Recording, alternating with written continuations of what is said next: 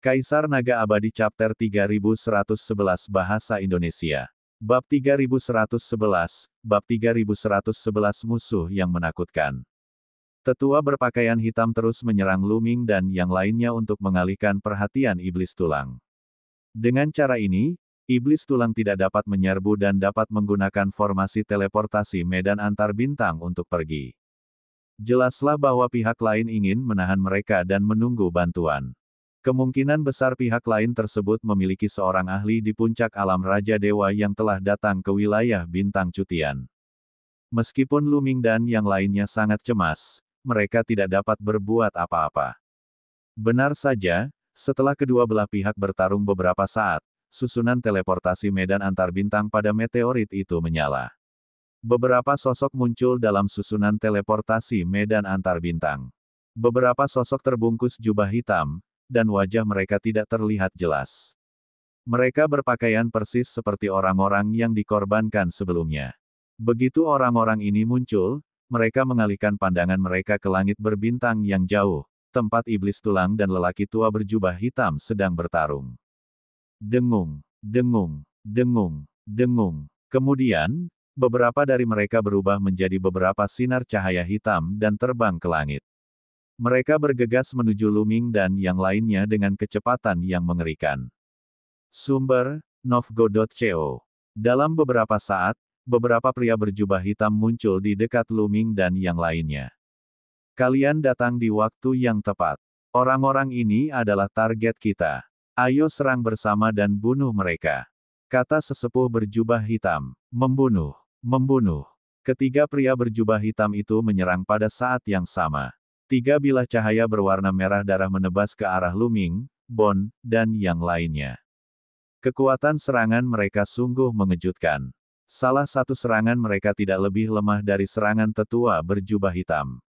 Tidak diragukan lagi, dia adalah ahli puncak Raja Surgawi. Dua pria berjubah hitam lainnya sedikit lebih lemah, tetapi mereka juga ahli yang sangat menakutkan. Ekspresi Bon berubah saat dia melihat begitu banyak kekuatan menyerang pada saat yang sama. Kita tidak bisa meninggalkan formasi teleportasi antar bintang ini. Mundur dulu. Setan tulang itu meraung marah. Tubuhnya yang besar menggulung untuk melindungi Luming dan yang lainnya saat ia mundur. Dengung, dengung, dengung, dengung. Cahaya pedang yang mengerikan itu mengenai sisik-sisik di tubuh iblis tulang itu, menciptakan suara berdenting dan mengirimkan percikan api ke segala arah. Namun, itu tidak menghancurkan pertahanan iblis tulang itu.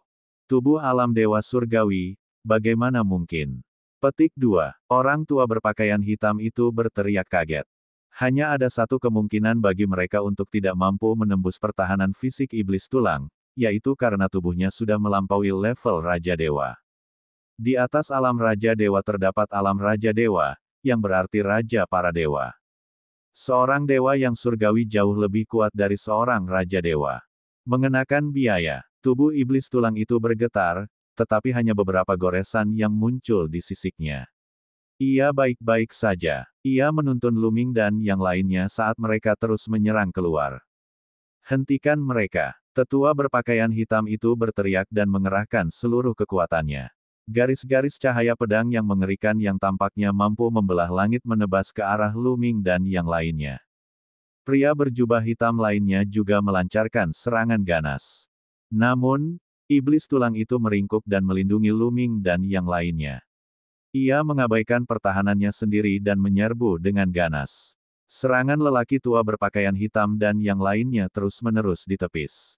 Pada saat ini, sosok lain muncul dalam formasi teleportasi medan antar bintang. Sosok itu adalah seorang pria parubaya. Begitu dia muncul, dia bergegas ke langit berbintang dan menyerang iblis tulang. Pria kekar ini sebenarnya juga merupakan puncak kekuatan Raja Surgawi. Dengan cara ini, pihak lain telah mengirim 3 ahli puncak Raja Dewa untuk menyerang iblis tulang. Barisan seperti itu benar-benar mengerikan. Di 9 rumah Raja Surgawi Absolut, kecuali jika seorang Raja Dewa terlibat, tidak ada yang akan cocok untuk mereka. 3 ahli puncak Raja Surgawi melancarkan serangan mengerikan pada iblis tulang. Meskipun iblis tulang memiliki tubuh naga hitam dan tubuh dewa surgawi, dia tidak tahan lagi. Tubuhnya bergetar terus-menerus dan tanda-tanda di tubuhnya bertambah banyak. Kalau iblis tulang mengandalkan tubuh kuat naga hitam, dia pasti bukan tandingannya. Ekspresi Lu Ming serius. Keluarga Sikong telah mengirim begitu banyak ahli untuk membunuh mereka. Dua dari mereka bahkan telah mengungkapkan wajah asli mereka. Ini berarti mereka bertekad untuk membunuh mereka. Kau ingin menghentikanku hanya dengan beberapa ini. Dalam mimpimu, setan tulang itu meraung dan melepaskan raungan naga. Cahaya hitam di tubuhnya semakin terang saat ia terus menyerang. Gaya bertarungnya yang mempertaruhkan nyawa akhirnya membuahkan hasil. 3 prajurit alam Dewa Raja menyerang iblis tulang dari 3 arah. Jadi, iblis tulang hanya bisa menyerang 1 orang di setiap arah. 2 pria berjubah hitam lainnya bukanlah ahli puncak Raja Surgawi. Di bawah serangan iblis tulang, para ahli di pihak lain terpaksa mundur. Mundur, iblis tulang meraung dan terus melangkah maju dengan cakar naganya, membombardir ahli di depannya. Ledakan, ledakan, ledakan. Tuan itu dan iblis tulang bertabrakan puluhan kali, dan di bawah gaya bertarung putus asa iblis tulang, pria itu terpaksa mundur. Setan tulang itu tidak akan melewatkan kesempatan seperti itu. Ia menyapu Lu Ming dan yang lainnya dan keluar dari pengepungan. Kemudian, ia terbang menjauh dengan kecepatan tinggi. Sialan, kejar. Kita tidak bisa membiarkan mereka lolos. 3 ahli puncak Raja Surgawi mengejar kelompok Lu Ming dengan kecepatan maksimum. Kedua belah pihak, satu mengejar dan satu melarikan diri, terbang menempuh jarak yang jauh dalam sekejap mata. Kau ingin mengejarku? Bermimpilah. Bon mencibir dan menggunakan semacam teknik rahasia untuk meningkatkan kecepatannya, perlahan-lahan meningkatkan jarak di antara mereka. Ketiga ahli di belakang sangat cemas. Pemimpin klan Sikong telah memberikan perintah kematian bahwa Lu Ming dan yang lainnya tidak boleh dibiarkan melarikan diri. Lu Ming dan yang lainnya pasti sudah tahu rahasianya. Jika fakta bahwa klan Sikong adalah dalang di balik pencurian kristal Dewa 9 Absolut terungkap, klan Sikong akan menghadapi bencana. Oleh karena itu, Lu Ming dan yang lainnya harus mati. Ketiga tuan itu mengerahkan segenap tenaga mereka untuk mengejar iblis tulang, namun kecepatan mereka masih lebih lambat dibandingkan iblis tulang, dan jarak antara mereka dengan iblis tulang pun perlahan melebar. Jika ini terus berlanjut, cepat atau lambat mereka akan melarikan diri. Asyik. Pada saat ini, kekosongan di depan Lu Ming dan yang lainnya tiba-tiba berfluktuasi. Ruang beriak seperti ombak. Saat berikutnya, sebuah sosok muncul di kehampaan. Dia adalah seorang pria parubaya. Dia tampan, tetapi wajahnya dingin. Matanya cerah. Membunuh. Bunuh dia. Kata lelaki setengah baya berwajah dingin itu dengan acuh tak acuh sambil memukulkan telapak tangannya ke arah iblis tulang. Seketika, cahaya pedang melesat keluar dari telapak tangan pria parubaya yang berwajah dingin itu. Mengerikan, amat mengerikan. Begitu cahaya pedang dilepaskan, Lu Ming merasakan kengerian seolah-olah dia akan dihancurkan pada saat berikutnya. Lu Ming belum pernah menghadapi musuh yang begitu mengerikan dalam kehidupan nyata. Cahaya bilah pedang itu menggemparkan dan membelah alam semesta, seakan-akan hendak membelah seluruh langit berbintang menjadi 2. Lu Ming tidak ragu bahwa jika cahaya pedang ini menebas sebuah planet kehidupan, kemungkinan besar ia akan membelah planet kehidupan itu menjadi 2. Tidak bagus. Ekspresi Bon berubah, dan dia memutar tubuhnya, ingin terbang ke arah lain, tetapi sudah terlambat. Puci. Cahaya pedang mengenai tubuh iblis tulang itu, dan darah berceceran di mana-mana. Luka sepanjang 1000 meter muncul di tubuh iblis tulang itu, hampir membelahnya menjadi 2. Kaisar Naga Abadi Chapter 3112 Bahasa Indonesia. Bab 3112, Dewa Surgawi muncul. Setan tulang terluka parah oleh bilah pedang itu. Ia memuntahkan darah dan terlempar. Tuhan yang surgawi, itu adalah dewa yang surgawi. Bon berteriak kaget. Pria parubaya yang berwajah dingin itu sebenarnya adalah seorang pembangkit tenaga listrik alam Dewa Surgawi. Dewa Dewi Suci adalah penguasa sejati di 9 istana Raja Surgawi Absolut. Mereka jarang bertarung dan melambangkan kekekalan. Nah, sekarang benar-benar ada Tuan Dewa yang bergerak. Menguasai. Di belakangnya, lelaki tua berpakaian hitam dan 2 orang lainnya juga telah tiba. Ketika mereka melihat lelaki setengah baya yang tampak dingin itu, mereka berteriak kaget. Pria ini adalah kepala klan Sikong. Sumber, Novgo.co. Sampah sekali. Kalau aku tidak bertindak sendiri, mereka pasti sudah kabur. Kepala klan Sikong meraung. Orang tua berpakaian hitam dan dua orang lainnya tidak berani mengatakan apapun. Meskipun jarak antara Raja Dewa Puncak dan Raja Dewa hanya berjarak satu langkah, perbedaannya seperti langit dan bumi. Bahkan lebih besar dari jarak antara Dewa Surgawi Puncak dan Raja Dewa. Mereka tidak dapat mematahkan pertahanan siluman tulang itu meski mereka sudah berusaha sekuat tenaga, namun kepala keluarga Sikong berhasil mematahkannya dengan tebasan biasa. Kita sudah selesai, ayo pergi. Setan tulang itu menggeram. Mengabaikan luka-lukanya, ia memimpin Luming dan yang lainnya dan hendak bergegas ke arah lain. Kau masih ingin pergi dari hadapanku? Kepala klan Sikong berkata dengan acuh tak acuh saat dia melangkah maju dan menyusul iblis tulang dan tiga lainnya. Dia kemudian mengayunkan telapak tangannya seperti pedang. Asyik, cahaya pedang lain yang mengejutkan menebas ke arah iblis tulang. Pedang itu telah terkunci sepenuhnya pada iblis tulang, jadi dia tidak dapat melarikan diri. Aduh, cahaya pedang itu mengenai kepala iblis tulang, dan darah pun terciprat saat kepala iblis tulang itu langsung terpenggal.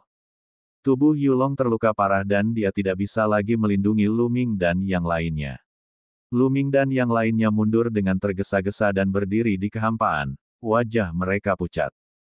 Asyik, seberkas cahaya hitam melesat keluar dari kepala Yulong. Itu adalah kerangka hitam pekat, iblis tulang. Setan tulang itu menyerbu ke dahi Luming dan berteriak, "Kita celaka, Luming. Kita benar-benar celaka kali ini. Aku tidak menyangka akan memprovokasi seorang dewa. Kali ini, kita akan mati bersama." Tuan Surgawi. Mulut Luming penuh dengan kepahitan. Di belakang mereka ada tiga Raja Dewa Puncak dan di depan mereka ada seorang Tuan Dewa. Seorang dewa yang agung terlalu kuat. Bahkan tubuh fisik Yulong pun mudah hancur. Mereka sama sekali tidak punya kesempatan. Menariknya, tubuh Long Anda dikendalikan oleh jiwa lain. Selain itu, tubuh Long Anda adalah alam dewa surgawi. Sungguh panen yang bagus. Ketua klan Sikong terkekeh sambil melambaikan tangannya dan menyingkirkan mayat Yulong. Tubuh Yulong adalah tubuh dewa tertinggi. Seluruh tubuhnya dipenuhi dengan harta karun. Bahkan para ahli dewa tertinggi pun tergoda. Kemudian, pemimpin klan Sikong memandang Luming dan yang lainnya.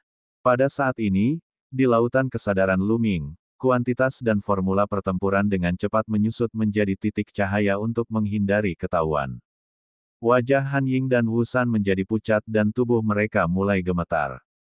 Bukan karena dia takut, tetapi karena tubuhnya tidak mampu menahan diri saat menghadapi keberadaan yang mengerikan itu. Apa yang harus kita lakukan? Luming cepat-cepat memikirkan tindakan balasan dalam benaknya. Namun, tidak ada satupun yang berhasil. Terhadap keberadaan seperti itu, rencana apapun akan sia-sia dan akan dihancurkan oleh pihak lain dengan satu tamparan. Peti mati tembaga ungu. Akhirnya, Luming memikirkan peti mati perunggu ungu. Jika dia benar-benar tidak mampu, dia hanya bisa mencoba membuka peti mati tembaga ungu itu dengan paksa. Namun, Luming tidak yakin bahwa ia akan mampu membunuh ahli yang mengerikan seperti kepala keluarga klan Sikong bahkan jika ia membuka peti perunggu ungu itu. Ia bahkan mungkin kehilangan nyawanya. Namamu Luming, kan? Bagus sekali, bisa melakukan ini di usia muda, selama bertahun-tahun, kaulah yang pertama. Tuan ini akan membunuhmu dengan tanganku sendiri. Pemimpin klan Sikong berkata dengan dingin sambil menatap Luming. Ledakan. Pada saat berikutnya, kepala keluarga Sikong mengambil tindakan, tidak memberi ruang bagi Luming untuk berbicara. Cahaya pedang besar menebas ke arah Luming, Han Ying, dan yang lainnya. Itu mempesona, amat mempesona.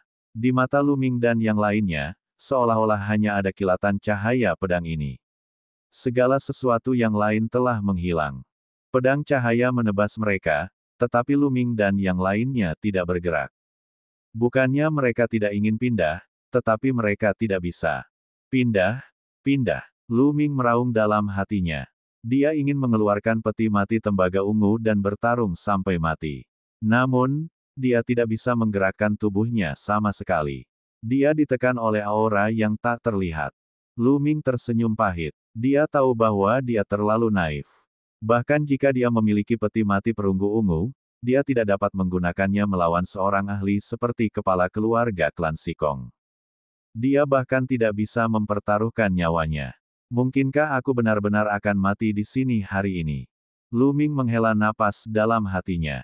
Pada saat ini, banyak pikiran melintas di benaknya. Pedang cahaya hendak mendarat pada Lu Ming dan yang lainnya. Jika sinar cahaya ini benar-benar jatuh, Lu Ming dan yang lainnya pasti tidak akan tersisa dengan sehelai abu pun. Namun, pada saat ini, ruang di depan Lu Ming dan yang lainnya juga beriak. Kemudian, dua jari hitam pekat yang besar terentang dari riak-riak itu dan menjepit cahaya pedang yang menebas ke bawah. Suatu pemandangan yang tidak dapat dipercaya pun muncul. Namun, cahaya pedang penghancur yang dilepaskan ketua klan Sikong berhasil ditangkap oleh kedua jarinya. Lalu, dengan goyangan pelan jarinya, cahaya bilah pedang itu pecah dengan keras. Lu Ming, Han Yi, Wu San, dan yang lainnya, serta tiga pembangkit tenaga listrik puncak Raja Surgawi di belakang mereka, tercengang.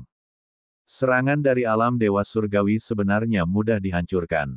Jari pemusnahan, surga, Raja Surgawi. Kepala klan Sikong berubah drastis saat dia meraung. Pada akhirnya, suaranya bahkan mulai bergetar dengan ekspresi ketakutan. Sikong Nan, berani sekali kamu. Suara agung tiba-tiba terdengar dan bergema di alam semesta. Kemudian, kedua jarinya ditarik kembali dan sebuah sosok tiba-tiba muncul di hadapan Lu Ming dan yang lainnya. Orang ini bertubuh kekar dan mengenakan pakaian mewah. Lu Ming dan yang lainnya hanya bisa melihat punggungnya, tetapi mereka tetap merasa bahwa dia sangat agung. Aura orang ini seluas dan tak terbatas seperti alam semesta. Surga, Raja Surgawi, bawahan Sikong Nan memberi hormat kepada Raja Surgawi. Kepala klan Sikong tampak sangat buruk, namun, dia masih menangkupkan tangannya dan membungkuk ke arah Ye Feng dengan hormat, dengan ketakutan di matanya. Lu Ming dan kelompoknya terkejut. Raja Surgawi. Di dalam rumah besar 9 Raja Surgawi, hanya ada satu orang yang disebut Raja Surgawi dan dapat membuat Sikong Nan begitu takut dan hormat.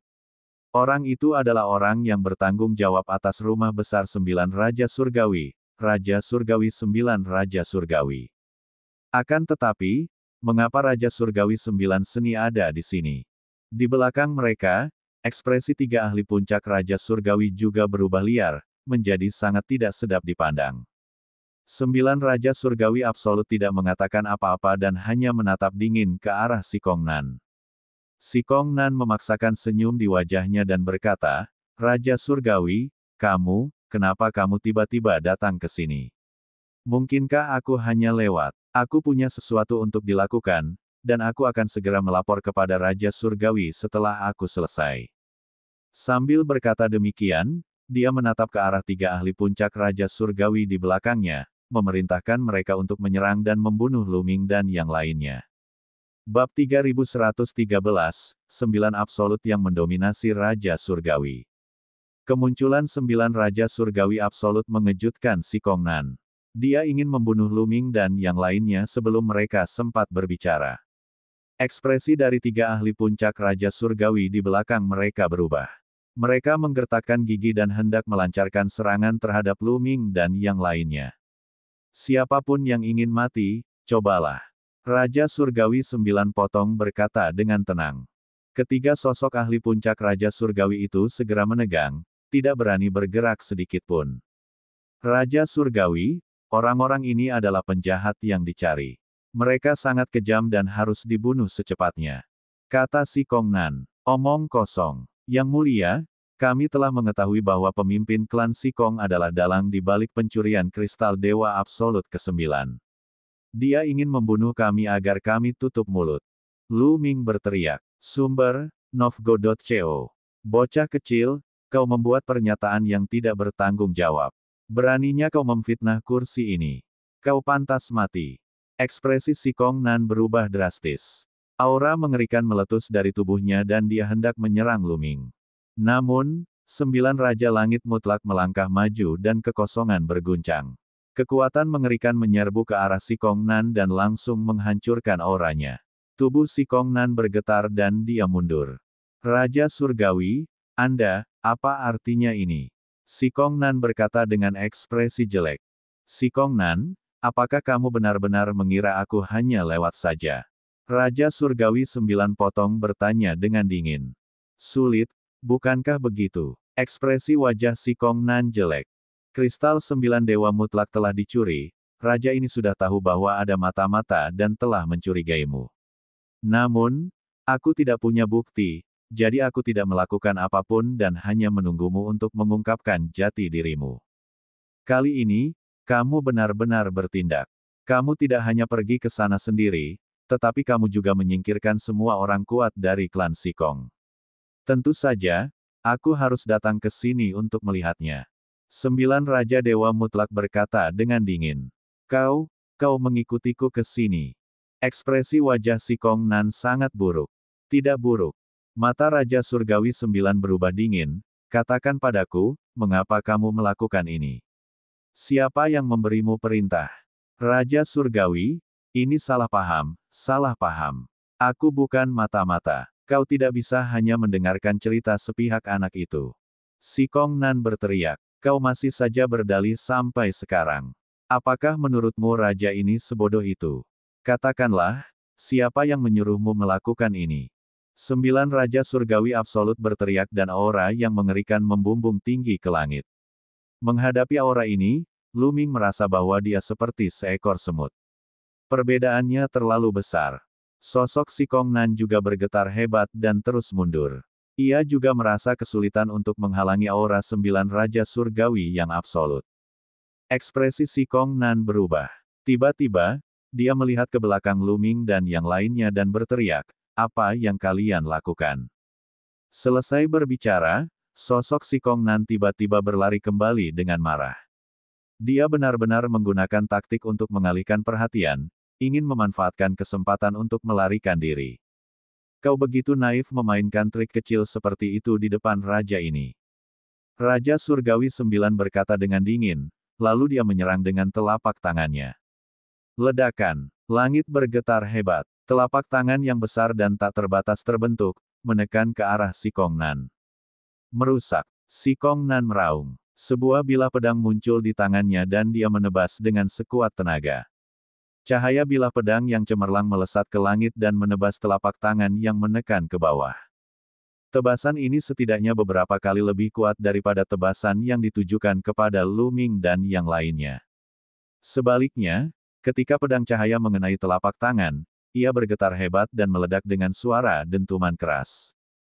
Kekuatan telapak tangan yang dahsyat menghantam ke bawah. Si Kongnan menjerit mengerikan, tubuhnya terlempar keluar dengan dahsyat, menghantam sebuah planet besar di kejauhan. Ledakan. Planet itu bergemuruh dan separuh bola itu meledak bagaikan kembang api, menyebarkan api kemana-mana. Untungnya, planet itu adalah planet mati tanpa makhluk hidup. Kalau tidak, siapa yang tahu berapa banyak makhluk hidup yang akan mati?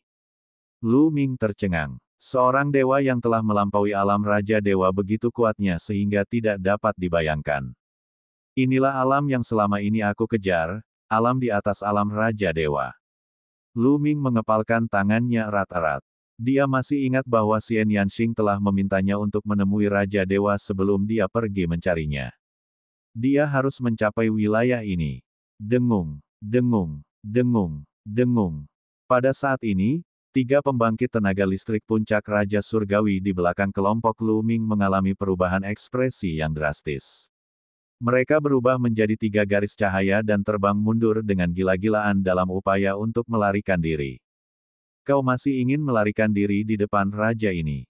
Suara dingin Raja Surgawi 9 absolut terdengar. Dia kemudian mengulurkan jarinya dan menunjuk 3 kali ke udara. 3 jari besar terbentuk dan menekan 3 ahli puncak Raja Surgawi. Ah, ah, ah. Dan EBSP, tidak. 3 ahli puncak Raja Dewa berteriak ketakutan. Mereka menyadari bahwa mereka sama sekali tidak dapat menghindari gerakan ini. Ledakan. Ledakan, ledakan, dan EBSCP, 3 ledakan bergema di udara saat 3 ahli puncak Raja Dewa meledak, tewas di tempat. Lu Ming berkeringat dingin. Kemampuan 9 Raja Surgawi yang absolut terlalu mengerikan. Mereka adalah 3 Raja Dewa Puncak, eksistensi yang setara dengan guru keluarga Jin. Namun, mereka terbunuh dalam hitungan detik semudah menghancurkan 3 semut. Pada saat ini, Si Kong Nan terbang keluar dari planet yang setengah meledak itu. Dia tidak meninggal, tetapi kondisinya sangat menyedihkan. Rambutnya acak-acakan, pakaiannya robek, dan ada darah di sudut mulutnya. Orang-orang di alam dewa-dewa tentu saja tidak akan mati semudah itu. Namun, gerakan tadi masih mengakibatkan luka yang parah. Karena keduanya adalah Raja Dewa, perbedaan kekuatan antara Si Kong Nan dan Raja Surgawi 9 sangat besar. Raja Surgawi, ampuni aku, ampuni aku. Si Kong Nan berteriak. Dia tahu bahwa dengan kultivasinya, mustahil untuk lolos dari tangan 9 Raja Surgawi yang absolut, jadi dia memohon belas kasihan. Bicaralah, siapa yang memerintahkanmu? Kamu pasti punya tujuan untuk melakukan ini. Apa itu? Raja Surgawi 9 berteriak dingin, matanya memancarkan niat membunuh. Si Kong Nan gemetar dan menggigil. Dia tidak ragu bahwa Raja Surgawi 9 absolut akan membunuhnya. Meskipun saudara perempuannya merupakan putri dari rumah 9 Raja Surgawi absolut. Itu adalah Raja Surgawi 9 pedang. Raja Surgawi 9 pedang yang menyuruhku melakukan ini. Dia berkata bahwa dia punya cara untuk membuat kultivasiku menerobos. Aku telah terperangkap dalam Dewa Surgawi tingkat pertama terlalu lama, jadi aku bingung sejenak dan mempercayai kata-katanya. Raja Surgawi, kasihanilah. Si Kong Nan berteriak. Raja Surgawi 9 pedang. Mata Raja Surgawi 9 potong berkilat dingin. Dia dan Raja Surgawi 9 pedang adalah musuh bebuyutan. Mereka telah bertarung selama bertahun-tahun, dan tidak ada yang bisa mengalahkan satu sama lain. Mereka telah menjadi musuh sejak mereka masih muda. Ketika mereka masih muda, Raja Surgawi 9 pedang telah membunuh adik laki-laki Raja Surgawi 9 pedang. Oleh karena itu, selama bertahun-tahun, Raja Surgawi 9 pedang selalu ingin membalas dendam dan menghancurkan rumah Raja Surgawi 9 pedang. Apa tujuannya membiarkanmu mencuri kristal 9 dewa absolut? Kata 9 Raja Surgawi mutlak. Dia menjadikan saya dalang untuk mencuri kristal Dewa 9 Absolut, lalu membiarkan berbagai keluarga bangsawan di Istana Raja Surgawi 9 Absolut saling mencurigai dan bertarung satu sama lain hingga menguras kekuatan mereka, menyebabkan Istana Raja Surgawi 9 Absolut jatuh ke dalam pertikaian internal. Dengan cara ini, ketika kekuatan Istana Raja Surgawi 9 Absolut melemah, dia dapat memimpin pasukan dan menghancurkan Istana Raja Surgawi 9 Absolut dalam satu gerakan. Si Kong Nan menjelaskan semuanya secara rinci. Jadi begitu. Lu Ming tiba-tiba menyadari sesuatu. Tujuan pihak lain adalah membuat keluarga bangsawan dari 9 Raja Surgawi Absolut saling curiga dan saling bertarung. Mereka akan jatuh ke dalam pertikaian internal dan melemahkan kekuatan 9 Raja Surgawi Absolut. Kaisar Naga Abadi Chapter 3114 Bahasa Indonesia. Bab 3114, Jatuhnya Dewa Surgawi. Orang harus mengatakan bahwa rencana Si Kong Nan sangat cemerlang dan hampir berhasil. Selama kurun waktu ini, berbagai keluarga bangsawan dari 9 istana Raja Surgawi Absolut memang saling curiga dan saling menyerang. Kontradiksi semakin dalam dan dalam. Jika ini terus berlanjut, bukan tidak mungkin akan berkembang menjadi perang yang hebat. Apalagi, wajah 9 Raja Surgawi berubah makin dingin saat dia bertanya dengan dingin. Hanya itu yang kumiliki. Maafkan aku, Rajaku. Aku dibutakan oleh keserakahan sesaat dan membuat kesalahan besar. Aku tidak akan melakukannya lagi. Demi adikku, tolong ampuni aku. Si Kong Nan berteriak dan terus memohon belas kasihan. Ada beberapa hal yang harus kamu bayar mahal karena melakukan kesalahan sekali. Jika aku membiarkanmu pergi, bagaimana aku akan menjelaskannya kepada yang lain di masa depan? Siapa yang akan mendengarkanku di masa depan? Kata 9 Raja Surgawi dengan tenang. Namun, suaranya dipenuhi dengan niat membunuh yang dingin. Sumber, Novgo.co. Ekspresi Sikong Nan sangat buruk. Dia menggertakkan giginya dan dengan marah berlari ke belakang, ingin melarikan diri. Asyik, 9 Raja Surgawi Absolut juga bergerak. Kecepatannya begitu cepat hingga tak terbayangkan. Dengan sekejap, dia memperpendek jarak antara dirinya dan Sikong Nan. Setelah beberapa kilatan, dia menyusul Sikong Nan dan menunjuk. Kehampaan itu bergetar bagai ombak, menimbulkan ledakan dahsyat. Sebuah jari yang besar menekan ke arah Sikong Nan. Sikong Nan meraung ketakutan dan menggunakan seluruh kekuatannya untuk melawan. Namun, serangan dan pertahanannya terus-menerus dihancurkan oleh serangan 9 Raja Surgawi yang absolut. Ah, Jiu Jue, kau akan mati dengan mengerikan. Dan anak itu, dia akan mati dengan mengerikan. Sikong Nan meraung marah, tetapi sedetik kemudian, teriakannya berhenti tiba-tiba. Itu karena tubuhnya telah meledak akibat sayatan jari Raja Surgawi 9. Bahkan dengan kekuatan hidupnya yang kuat sebagai Dewa Surgawi, itu tidak berguna. Tubuhnya meledak dan jiwanya musnah. Dia telah sepenuhnya menghilang dari dunia ini. Seorang pembangkit tenaga listrik alam Dewa Surgawi yang mengerikan terbunuh begitu saja. Begitu kejamnya dunia 1000 besar di alam semesta purba. Tidak peduli seberapa tinggi basis kultivasi seseorang, akan selalu ada orang yang lebih kuat. Jika seseorang tidak bisa menjadi yang terkuat, dia bisa mati kapan saja. Di jagat raya purba yang luas ini, banyak sekali ahli yang gugur setiap saat. Oleh karena itu, setiap kultivator selalu ingin meningkatkan diri dan menembus alam yang lebih tinggi.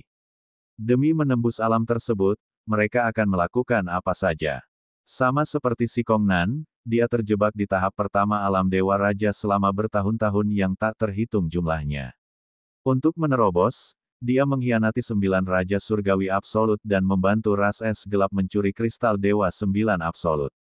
Dia ingin menyebabkan kekacauan internal di perkebunan 9 Raja Surgawi Absolut. Setelah membunuh Sikong Nan, Raja Surgawi 9 Absolut melambaikan tangannya dan meraih cincin penyimpanan Sikong Nan. Setelah itu, mayat naga hitam raksasa muncul di langit. Ini milikmu, kan? Aku akan mengembalikannya padamu. Kata 9 Raja Surgawi Mutlak. Lu Ming, simpan saja. Tubuh fisik Yulong telah terputus. Tidak berguna bagiku, tapi sangat berguna bagimu. Bon berteriak di lautan kesadarannya. Terima kasih banyak, Raja Surgawi. Lu Ming menangkupkan tinjunya sebagai ucapan terima kasih, lalu menyimpan mayat Yulong dalam cincin penyimpanan. Kali ini, kau telah melakukan jasa besar dengan membuat Sikong Nan menyerahkan diri dan menyeretnya keluar. Raja Surgawi 9 potongan memandang Lu Ming dan tersenyum tipis. Aku hanya melakukannya untuk melindungi diri sendiri, itu bukan suatu jasa yang besar. Kata Lu Ming, apapun alasannya, kali ini Sikong Nan tertangkap karenamu. Tentu saja, kamu harus diberi hadiah. Bagaimana dengan ini? Raja ini akan menyetujui satu syaratmu. Selama kamu menyebutkannya, raja ini pasti tidak akan menolak jika itu adalah sesuatu yang dapat dilakukan raja ini. Kata 9 Raja Surgawi Mutlak. Mata Lu Ming berbinar. Han Ying dan Wu San bahkan lebih iri. Ini adalah salah satu dari 9 syarat Raja Surgawi Seni, dan itu sungguh tak ternilai harganya. Apa saja syaratnya? Raja Surgawi 9 potongan bertanya. Raja Surgawi, bolehkah aku meninggalkan syarat ini untuk saat ini? Aku akan membicarakannya setelah aku memikirkannya, oke. Kata Lu Ming. Sekarang, Lu Ming belum memikirkan syarat apa yang harus diajukan. Salah satu dari 9 syarat mutlak Raja Surgawi adalah kesempatan langka. Kesempatan itu harus digunakan di tempat yang membutuhkan. Akan lebih baik jika mengajukannya saat dibutuhkan. Kamu cukup pintar, anak kecil. Baiklah, kamu bisa membicarakannya saat kamu sudah memutuskan. Ambil jimat giok transmisi suara ini. Jika kamu sudah memutuskan, kamu dapat mengirimiku transmisi suara kapan saja. Dengan itu, Raja Surgawi 9 potongan mengeluarkan jimat giok transmisi suara dan menyerahkannya kepada Lu Ming. Terima kasih banyak, Raja Surgawi. Lu Ming menerimanya dengan penuh sukacita. Baiklah, aku harus kembali untuk mengurus klan Sikong. Aku harus pergi. Heavenly King Nine Cuts meninggalkan kata-kata ini dan melangkah maju. Kekosongan beriak dan sosok Heavenly King Nine Cuts menghilang. Rupanya, Raja Surgawi Jiu Jue dari klan Sikong juga tidak berencana untuk tinggal. Mereka bisa membayangkan nasib klan Sikong. Bergerak melalui kekosongan. Para ahli Dewa Surgawi benar-benar mengerikan. Lu Ming mendesah. Ini adalah alam semesta purba dan ruangnya sangat stabil. Setelah Lu Ming datang ke alam semesta purba, ini adalah pertama kalinya dia melihat seseorang yang dapat melakukan perjalanan melalui kehampaan. Sikong Nan pernah menggunakannya sebelumnya, dan kini 9 Raja Surgawi Absolut juga menggunakannya. Nak, ini bukan perjalanan hampa. Suara Bon bergema di benaknya. Itu bukan kedipan kosong. Lu Ming terkejut. Sebelumnya, Sikong Nan dan 9 tebasan Raja Surgawi muncul tiba-tiba. Apalagi kalau bukan perjalanan hampa. Ruang angkasa di alam semesta purba sangatlah stabil. Itu bukanlah sesuatu yang dapat dibandingkan dengan Ciliokosem yang kecil. Terlebih lagi, alam semesta purba begitu luas sehingga wilayahnya berkali-kali lebih besar dari Ciliokosem yang kecil. Terlalu sulit untuk melakukan perjalanan melalui kehampaan dan langit berbintang yang tak terbatas. Bon mendesah. Lu Ming mengangguk. Benar, luas permukaan Ciliokosem kecil seperti alam surga dan alam purba jauh lebih kecil daripada planet kehidupan, apalagi jika dibandingkan dengan alam semesta yang tak terbatas. Dalam Ciliokosem yang kecil, kemampuan untuk bepergian dari satu ujung ke ujung lainnya hanya setara dengan jarak pendek di sebuah planet di alam semesta purba. Di langit berbintang, itu tidak ada apa-apa.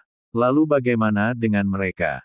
Lu Ming bertanya. Setelah menerobos ke alam Dewa Surgawi, seseorang dapat menggunakan teknik tertinggi untuk mengukir formasi teleportasi langit berbintang di tubuhnya.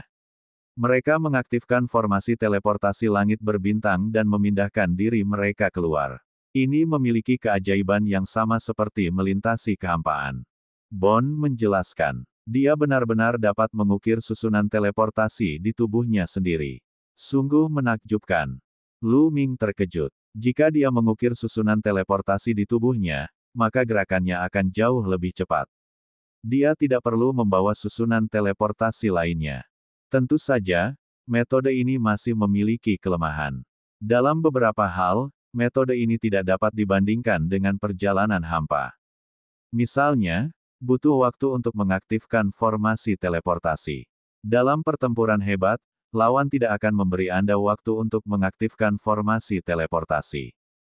Hal lainnya adalah Anda hanya dapat menggunakannya sendiri. Anda tidak dapat mengajak orang lain. Kata Bon. Lu Ming mengangguk. Tidak heran Sikong Nan tidak menggunakan susunan teleportasi untuk melarikan diri sebelumnya. Itu karena dia tidak punya waktu untuk mengaktifkan susunan teleportasi. Dia takut sebelum dia bisa mengaktifkannya, dia akan dibunuh oleh Raja Surgawi 9 Ekstrim. Yang satunya hanya bisa digunakan oleh dirinya sendiri. Seseorang tidak bisa membawa serta orang lain. Seseorang harus tahu bahwa seseorang bisa membawa serta orang lain saat mereka melakukan perjalanan melalui kehampaan. Kaisar Naga Abadi Chapter 3115 Bahasa Indonesia. Bab 3115, Bab 3115 Menjarah Rumah yang Terbakar.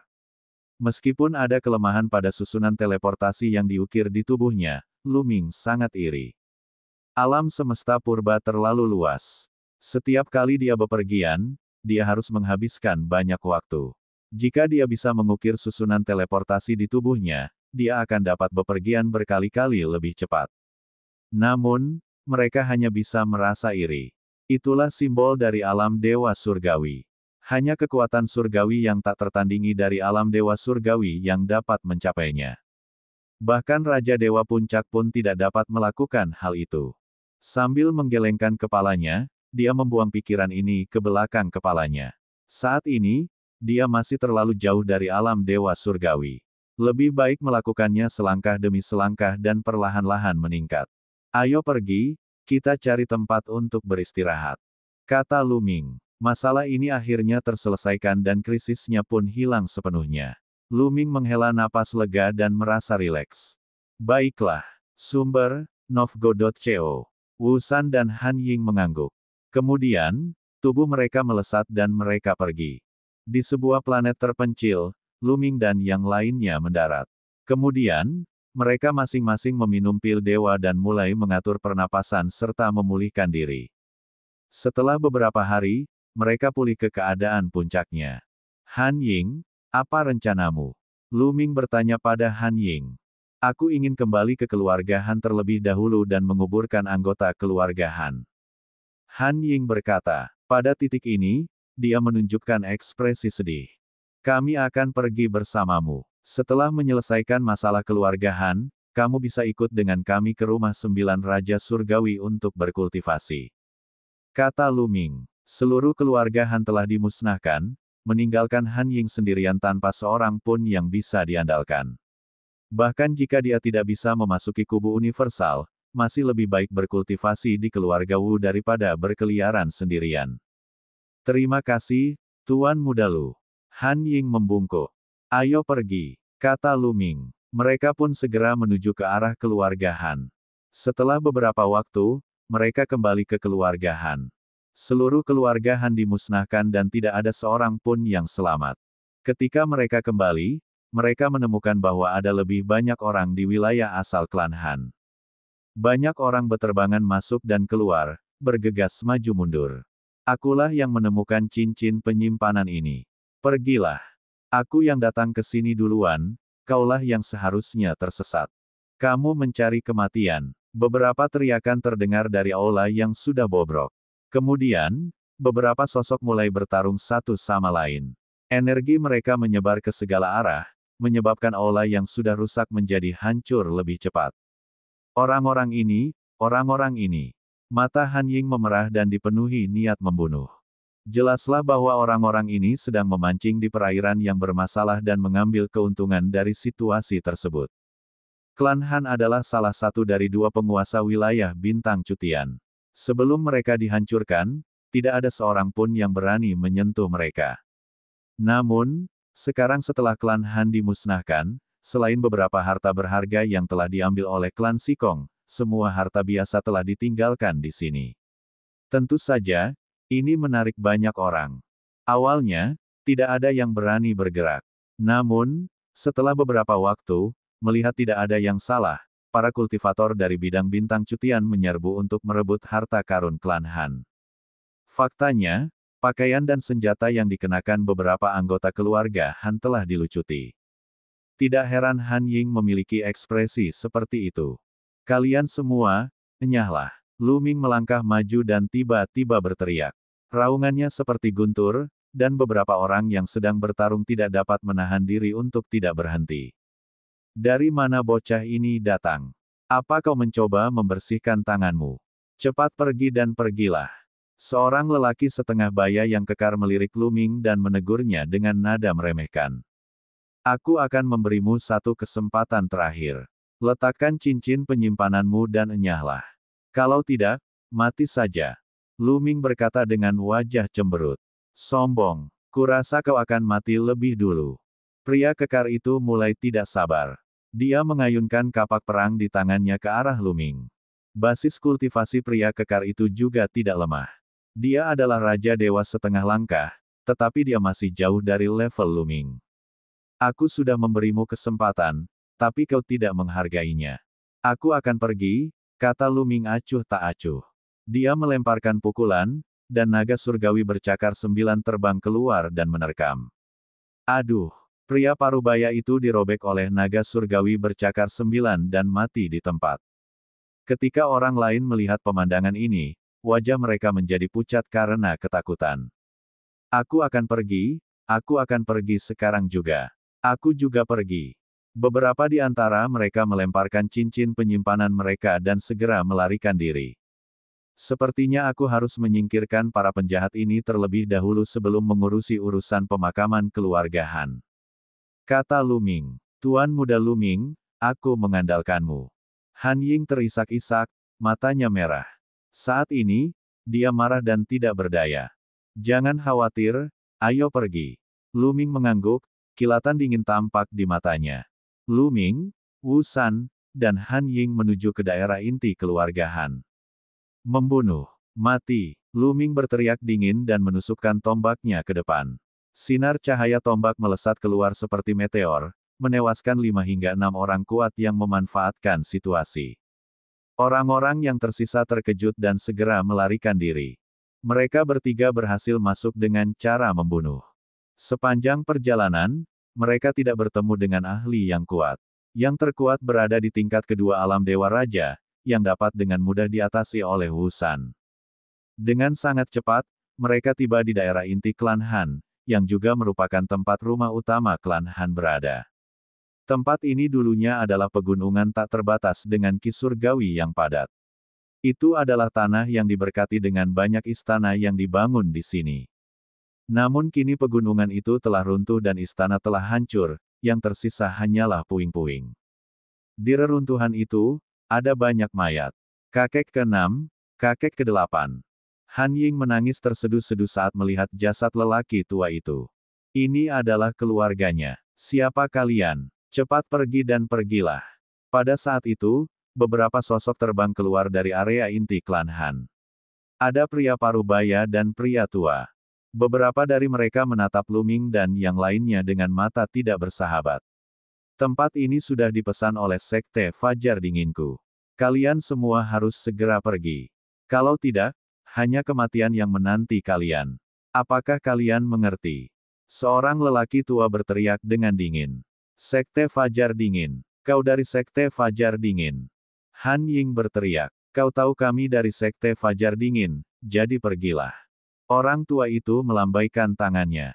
Kekuatan macam apa yang dimiliki oleh Sekte Fajar Dingin? Lu Ming mengirimkan transmisi suara ke Han Ying. Sekte Fajar Dingin adalah kekuatan yang kuat di wilayah Bintang Cutian. Di masa lalu, sekte ini hanya berada di urutan kedua setelah klan Han dan Sekte Bulan Angin. Sekte ini memiliki hubungan yang baik dengan klan Hanku. Aku tidak menyangka bahwa mereka akan datang untuk memanfaatkan kehancuran klan Hanku.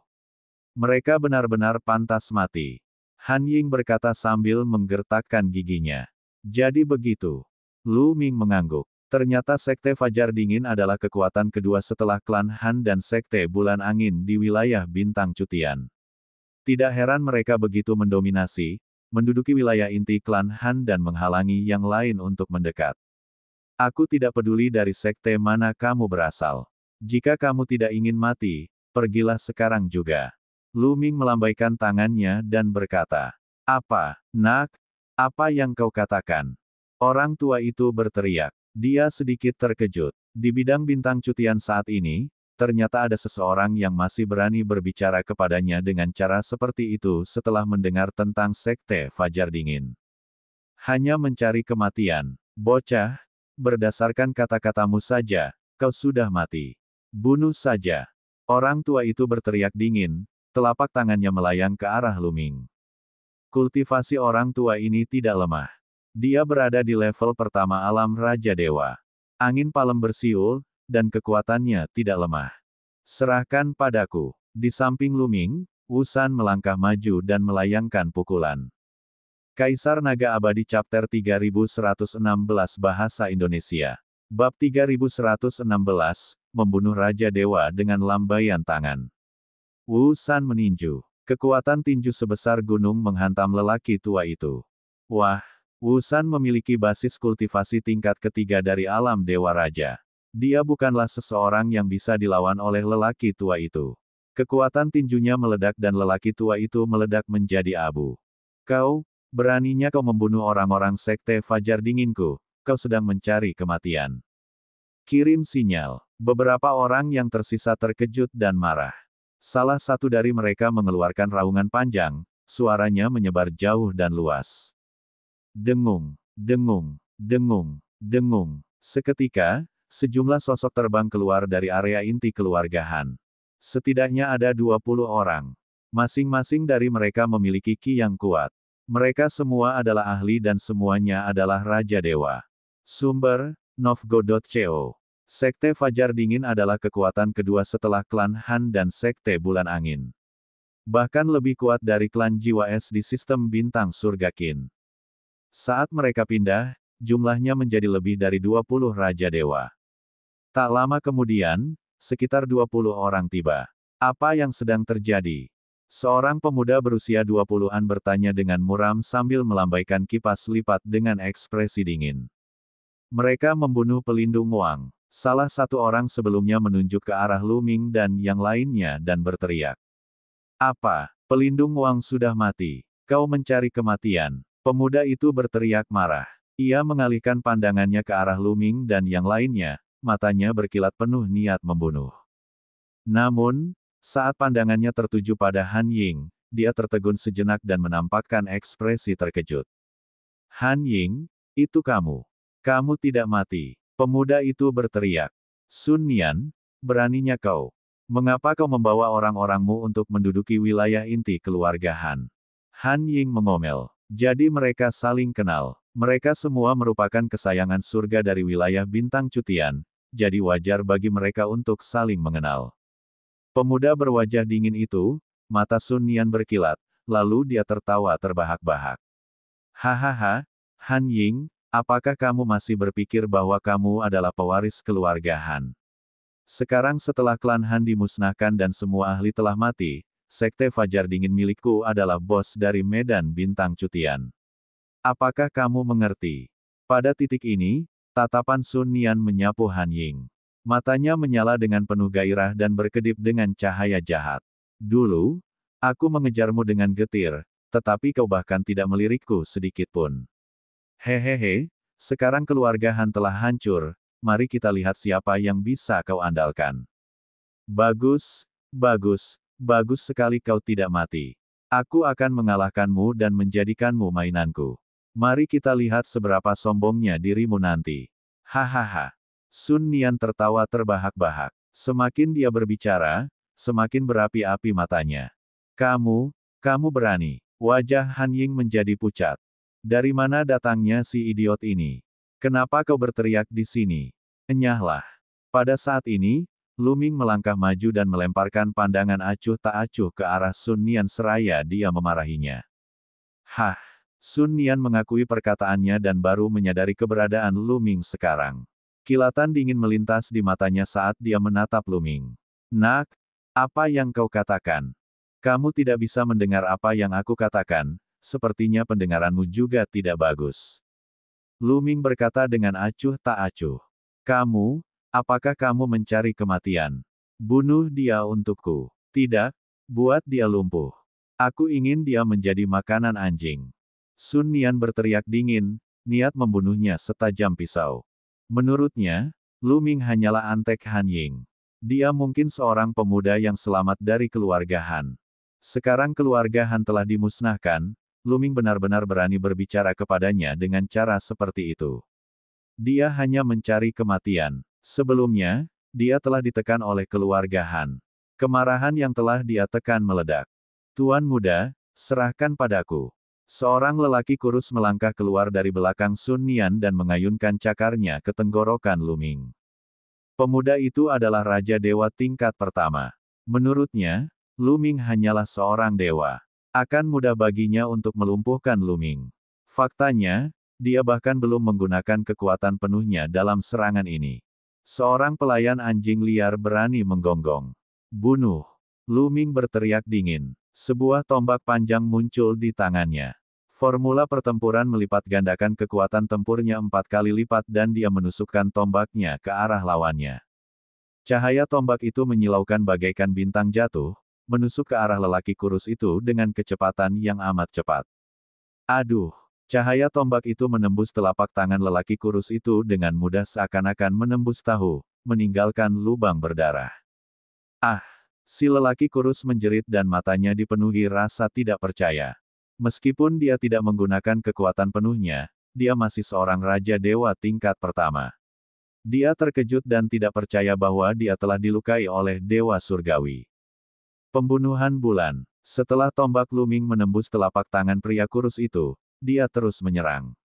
9 jenis kekuatan surgawi di tubuhnya meledak. 9 jenis kekuatan dewa, dengan kekuatan dewa penguasa, yang telah membangkitkan faktor kekuatan dewa asal, sebagai intinya, menyerbu ke dalam tombak dan meledak dalam sekejap, membentuk kekuatan yang menakutkan. Kerumunan itu hanya melihat kilatan berbentuk bulan sabit. Kemudian, mereka melihat tubuh lelaki kurus itu terbelah menjadi dua. Dua gerakan untuk membunuh God King. Sebelum Luming berubah menjadi tubuh dewa kuno, dia tidak mungkin membunuh Raja Dewa dengan mudah. Namun, Raja Dewa telah meremehkannya. Luming memanfaatkan kesempatan itu dan membunuhnya dalam satu gerakan. Kamu, Sun Nian juga tercengang. Dia menatap Luming dengan mulut ternganga.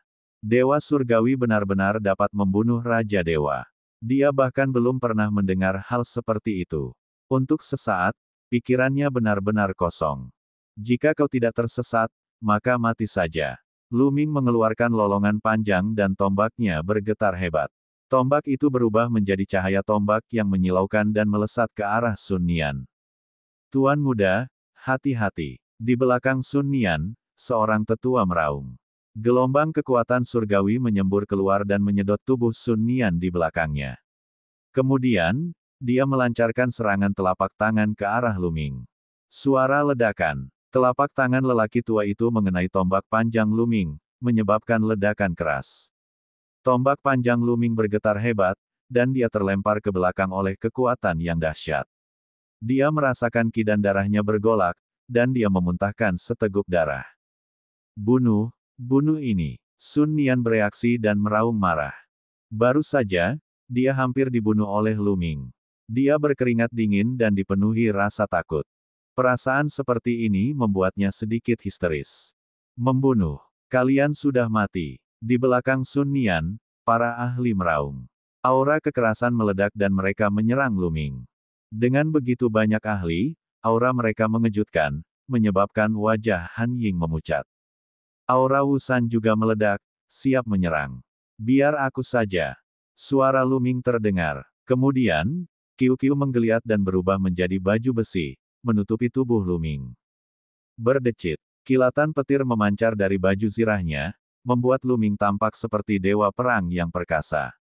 Ledakan. Luming melayangkan pukulan dan sambaran petir yang besar, lebih tebal dari pinggang manusia, melesat maju. Serangan yang ditujukan pada Luming disambar petir dan hancur. Petir itu tak henti-hentinya menyambar para ahli sekte Fajar Dingin. Ledakan. Seperti balon yang tertusuk, para ahli sekte Fajar Dingin tidak mampu menahan satu hantaman pun dari petir. Mereka meledak satu demi satu dan berubah menjadi abu di bawah kekuatan petir. Tiba-tiba, sedikitnya selusin ahli alam Raja Surgawi tingkat pertama, kedua, dan bahkan ketiga berubah menjadi abu, lenyap sepenuhnya dari dunia. Kaisar Naga Abadi Chapter 3117 Bahasa Indonesia. Bab 3117, kembali ke perkemahan langit bintang. Sun Nian tercengang. Para Raja Dewa yang tersisa dari Sekte Fajar Dingin juga tercengang. Mata mereka terbelalak saat mereka menunjukkan ekspresi ketakutan yang luar biasa. Lebih dari selusin Raja Dewa telah tewas begitu saja. Luming telah membunuh mereka dengan satu gerakan. Mereka adalah kekuatan inti dari Sekte Fajar Dingin. Pergi, cepat pergi. Setelah sadar kembali, Sun Nian berteriak ketakutan dan mencoba melarikan diri. Kemampuan Luming terlalu mengerikan. Dia telah membunuh lebih dari 10 Raja Dewa dengan satu gerakan. Bahkan ada beberapa Raja Dewa tingkat ketiga di antara mereka. Bahkan Raja Dewa tingkat keempat tidak akan mampu mencapai kemampuan seperti itu. Dia menyadari bahwa Luming adalah iblis yang tidak bisa diprovokasi. Dia ingin segera meninggalkan tempat ini dan menjauh dari Luming. Sayangnya Luming tidak memberinya kesempatan. Berdecit. Luming mengepalkan tinjunya di udara. Petir yang tak berujung berkumpul di telapak tangannya sebelum meledak, melesat ke arah Sun Nian dan para ahli God King yang tersisa dari Sekte Fajar Dingin. Sumber, Novgo.co. Tuan muda, blokir itu. Berhenti. Kedua tetua meraung dan muncul di depan Sun Nian. Mereka mengeluarkan aura yang mengerikan dan menembakkan dua sinar cahaya surgawi, mencoba menghalangi petir Qiu. Kedua lelaki tua itu adalah ahli alam God King tingkat keempat. Mereka juga dua dari tiga ahli terkuat di Sekte Cold Dawn. Mereka berdua adalah eksistensi alam God King tingkat keempat bersama dengan Master Sekte. Kali ini, demi menduduki seluruh keluarga Han dan memperoleh harta karun keluarga Han, Sekte Fajar Dingin telah mengirimkan 90% ahli mereka. Akan tetapi, dengan kekuatan QQ saat ini, dua ahli Raja Surgawi tingkat keempat sama sekali tidak mampu menghalangi serangan QQ. Terdengar ledakan dahsyat. Cahaya suci yang ditembakkan kedua tetua itu langsung ditembus oleh petir. Petir menyambar kedua tetua itu, dan tubuh mereka bergetar seolah-olah mereka menderita epilepsi. Mereka mundur dengan keras, dan tubuh mereka terbakar. Meskipun mereka tidak mati, mereka setengah mati. Adapun Raja Dewa Sekte Fajar Dingin lainnya, mereka langsung hancur menjadi abu oleh petir. Dan EBSCP, hanya Sun Nian dan dua tetua alam Raja Surgawi tingkat keempat yang sekarat yang tersisa. Wajah Sun Nian pucat saat dia berdiri di udara, seolah-olah dia ketakutan setengah mati. Asyik, sosok Luming bergerak dan dia muncul di hadapan Sun Nian. Ark, tolong jangan bunuh aku. Sun Nian berteriak ketakutan. Aku tidak akan membunuhmu, karena ada orang lain yang lebih memenuhi syarat untuk membunuhmu daripada aku. Luming berkata dengan dingin. Kemudian, dia menusukkan tombaknya ke depan.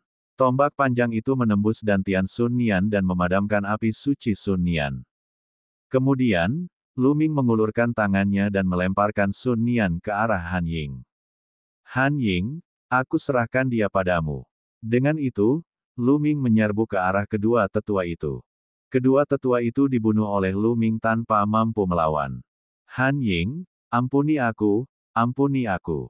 Pada saat ini, Sun Nian menjerit kesakitan. Menghujat keluarga Hanku, kau pantas mati 10.000 kali.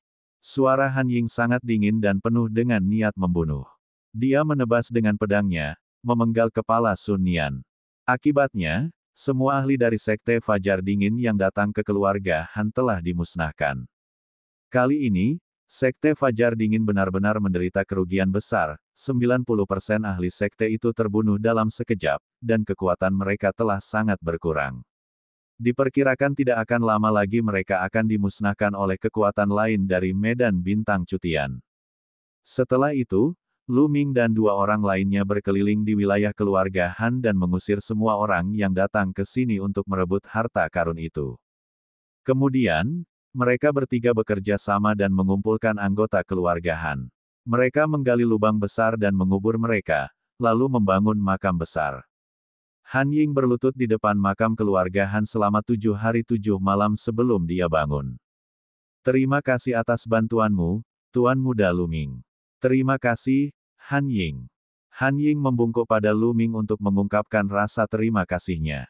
Kali ini, tanpa bantuan Luming, dia benar-benar tidak tahu harus berbuat apa. Dia benar-benar bingung. Sama-sama, Nona Han Ying. Luming berkata. Dia mendesah dalam hatinya. Ngomong-ngomong, masalah ini dimulai karena dia. Jika dia tidak mencari 9 kristal dewa absolut, keluarga Han mungkin tidak akan hancur. Keluarga Han tidak akan hancur begitu saja. Di masa depan, aku pasti akan menghidupkan kembali keluarga Han. Tatapan mata Han Ying tampak tegas. Saya yakin kamu bisa melakukannya. Luming tersenyum dan menyemangatinya. Setelah itu, mereka bertiga pun berangkat dan menuju ke rumah 9 Raja Surgawi Absolut. Setelah beberapa waktu, mereka kembali ke rumah 9 Raja Surgawi Absolut dengan selamat. Bagi Luming, perjalanan ke cutian Starfield ini merupakan sebuah keberhasilan besar. Ia telah sepenuhnya memecahkan masalah 9 kristal surgawi mutlak. Luming mendengar sepotong berita saat dia kembali ke rumah 9 Raja Surgawi Absolut. Dalang di balik kristal Dewa 9 Absolut telah ditemukan. Raja Surgawi 9 Absolut sangat marah dan keluarga Sikong pun dimusnahkan. Peristiwa ini mengguncang seluruh kediaman 9 Raja Surgawi Absolut, dan semua orang membicarakannya. Luming mendesah dalam hatinya. Ini adalah kekuatan. Di dunia kultivasi, di alam semesta purba, segalanya didasarkan pada kekuatan. Kalau tidak, dia akan dimusnahkan begitu saja. Bahkan jika saudara perempuan Sikong Nan adalah putri Raja Surgawi 9 Absolut, itu akan sama saja.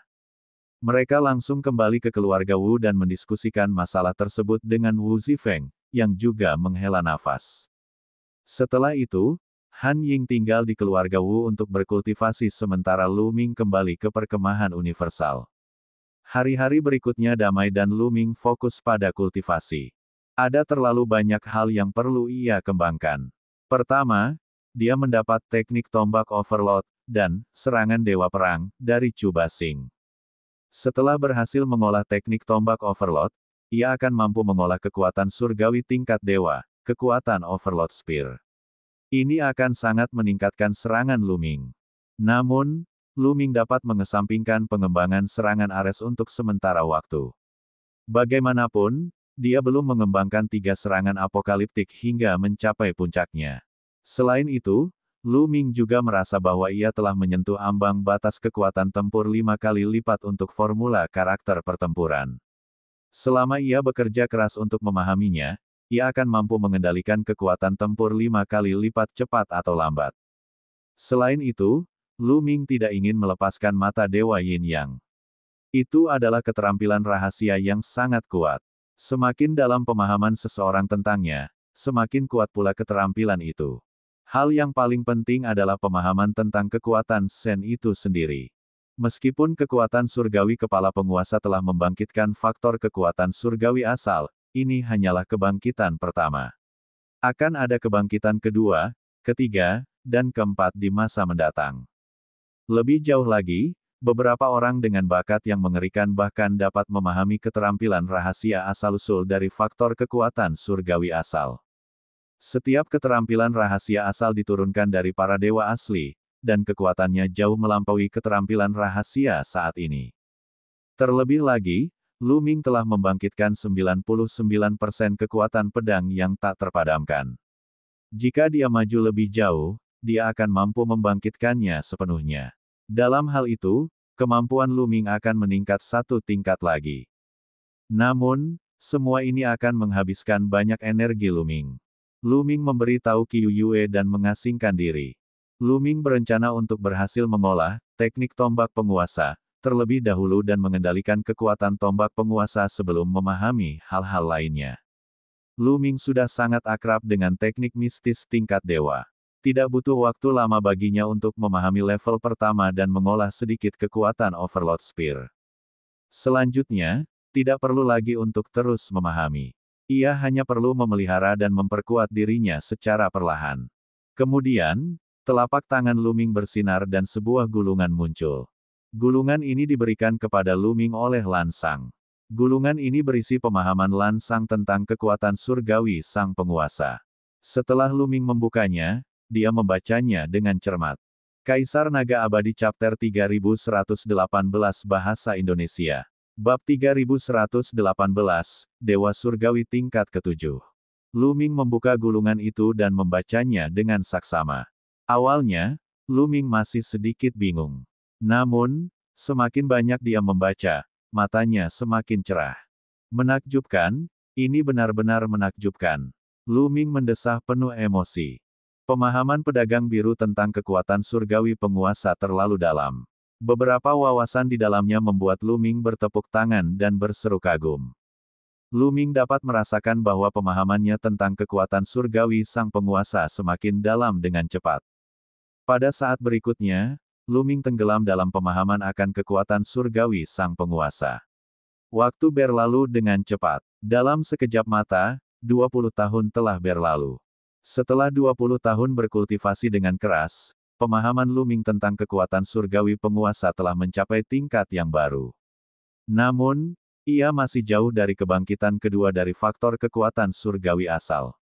Pada hari ini, Luming menerima transmisi suara dari Lan Sang. Dia berkata bahwa dia telah memilah beberapa wawasan kultivasi tentang kekuatan surgawi lainnya yang dikultivasikan Luming dan memintanya untuk mendapatkannya. Sumber, Novgo.co. Luming tentu saja berlari mendekat dengan penuh semangat.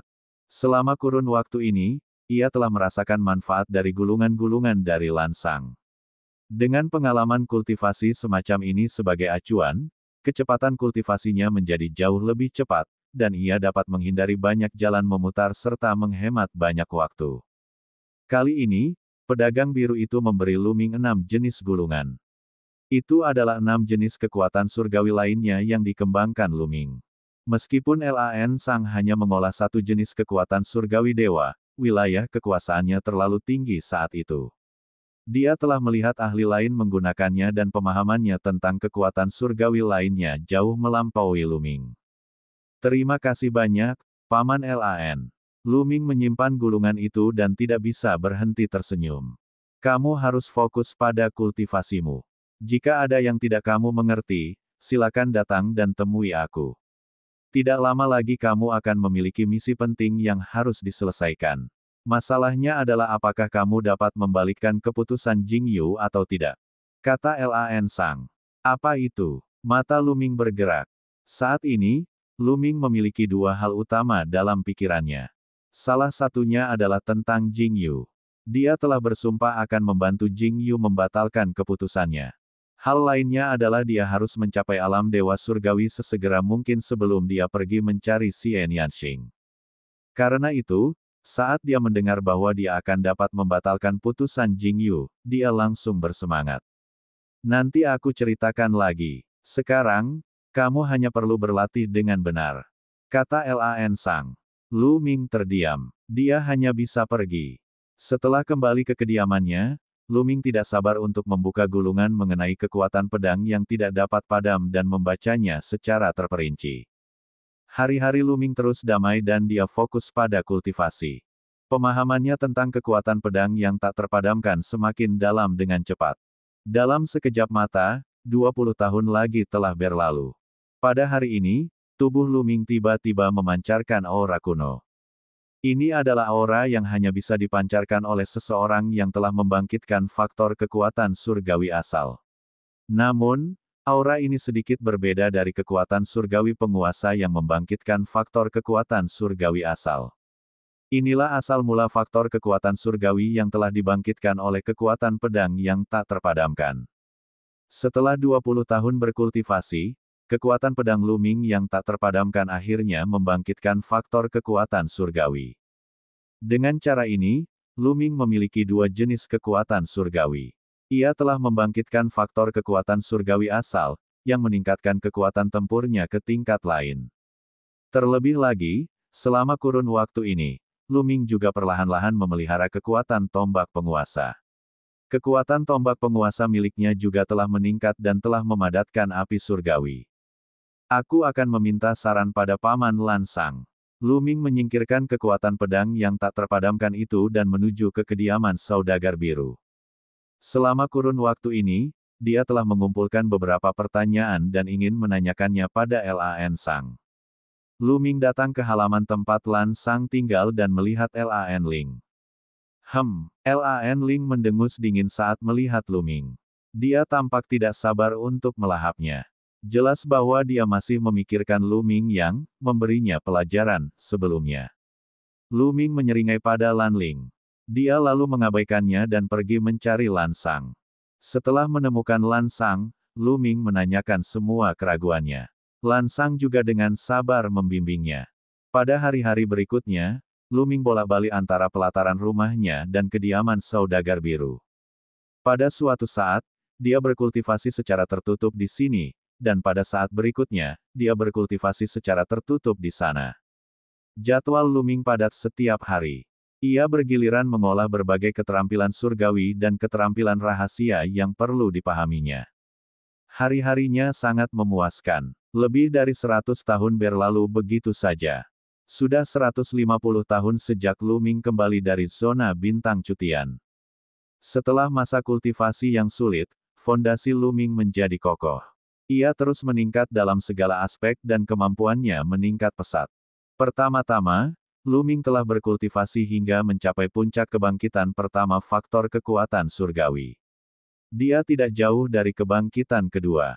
Tentu saja, jika ia ingin melewati langkah ini, ia membutuhkan keberuntungan. Alasan mengapa ia dapat berkultivasi dengan cepat tidak dapat dipisahkan dari bimbingan pedagang biru. Bagaimanapun, pedagang biru telah mengolah kekuatan surgawi penguasa di masa lalu. Oleh karena itu, kekuatan surgawi penguasa Lu Ming telah meningkat paling cepat. Selain itu, ia akhirnya mencapai terobosan dan berhasil memahami formula karakter pertempuran. Akan tetapi, tingkat keberhasilan memicunya hanya 1 berbanding selusin, kemungkinannya sangat rendah. Selain itu, setelah sekian tahun, rumus kuantitas telah memurnikan sebagian energi di inti bintang dan meneruskannya ke Luming, sehingga kultivasinya meningkat pesat. Bukan saja dia mengolah kekuatan tombak penguasa sampai ke puncak, pengolahannya bahkan menembus dalam sekali jalan, mencapai alam dewa surgawi tingkat ketujuh. Dapat dikatakan bahwa dalam 100 tahun terakhir, Luming telah meningkat dalam segala hal. Kemampuannya telah mengalami perubahan kualitatif dan telah meningkat pesat. Namun, Luming merasa bahwa potensinya belum habis. Banyak dari mereka yang belum mencapai batasnya. Jika dia terus mengasingkan diri, dia masih bisa membuat terobosan. Luming berencana untuk mengasingkan diri dan berkultivasi selama beberapa waktu, lalu keluar dan mengasah dirinya. Luming, keluarlah dari sini. Suatu hari, Luming sedang berkultivasi ketika tiba-tiba terdengar suara gemuruh dari luar. Luming mengakhiri kultivasinya dan sedikit mengernyit. Mungkinkah ada seseorang yang menantangku? Luming merenung dalam hatinya. Ada aturan di kubu universal. Selama seorang jenius yang baru bergabung mengalahkan seseorang dan menduduki sebuah halaman, mereka akan memiliki masa aman selama 50 tahun. Dalam 50 tahun ini, Anda dapat menolak tantangan orang lain. Saat ia baru saja bergabung dengan kubu universal, banyak orang menantang Luming namun ia menolak semuanya. Sekarang, 50 tahun telah berlalu, dan yang lain sudah bisa menantangnya. Apakah itu keluarga Jin, keluarga Qin, atau keluarga bersayap? Banyak pikiran yang terlintas di benak Luming. Dia lalu berdiri dan berjalan keluar. Tepat saat dia keluar dari ruangan, dia melihat Qiu Yue juga keluar dari ruangan. Qiu Yue telah berkultivasi secara tertutup selama bertahun-tahun untuk menerobos ke alam Raja Dewa. Namun, alam Raja Dewa tidak semudah itu untuk ditembus. Bahkan dengan bakat Qiu Yue dan warisan Dewa Mata Dewa, dia tetap tidak bisa menerobos. Tuan muda, apa yang terjadi?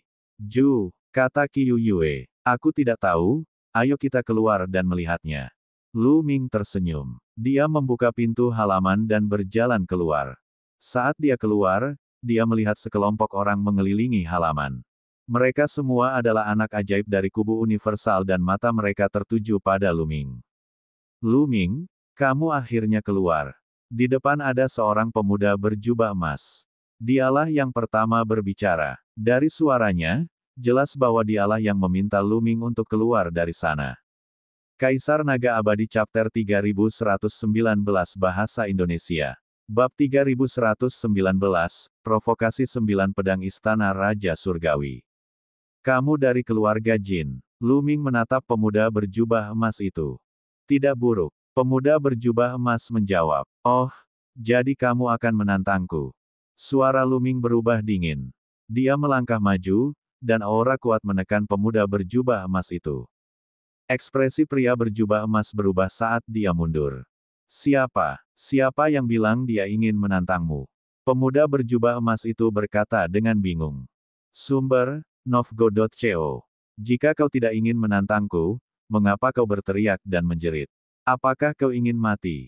Ekspresi Luming berubah lebih dingin dan sorot matanya seperti kilat. Pemuda berjubah emas itu menggigil dan tak kuasa menahan diri untuk mundur beberapa langkah.